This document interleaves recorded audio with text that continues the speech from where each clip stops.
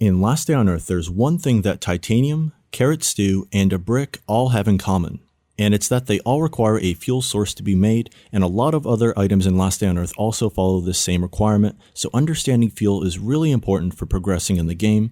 And I recently asked you guys what fuel source you use the most, and an overwhelming 89% said charcoal. Now, charcoal has been the best fuel source in Last Day on Earth for a good long while, and it's finally been dethroned by a new fuel source, the fuel briquettes. Now, fuel briquettes aren't widely used because they are a little bit tricky to get, and we're going to get into that pretty soon, but they have a really efficient burn time, and they can actually burn longer than 2 charcoals.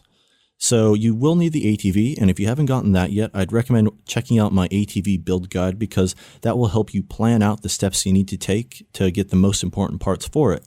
But once you get the ATV, you can start farming peat in the bog and swamp locations. Now, before we get into the tricky stuff about the briquettes and its crafting requirements, let me show you the results I got from burning 20 charcoal and 20 fuel briquettes. I recorded my start and stop times for the burn times on 20 charcoal and 20 briquettes, and I actually got over double the time with the fuel briquettes. Now, the tricky thing about this is you are going to need to have a pressing machine as well, because you need to press the peat with the pressing machine to get the briquettes. Now, the nice thing about that burn time is that it allows you to offline craft. So before you go to bed, you can actually have a furnace on for 4 hours instead of the standard less than 2 hours.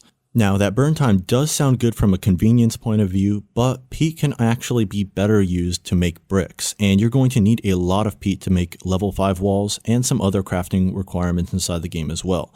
But one level 5 wall takes 20 bricks, so I think that most players are going to be spending their time using the peat for bricks for the level 5 wall, and that doesn't leave much room to use any for the briquettes. So while fuel briquettes are the most efficient fuel source, I don't think they're actually going to be used that much until a lot longer into the game when people have finished level 5 walls, and that could take a good long while. Thank you so much for watching this video. Please be sure to let me know what you think down in the comments below, and I'll see you guys in the next one.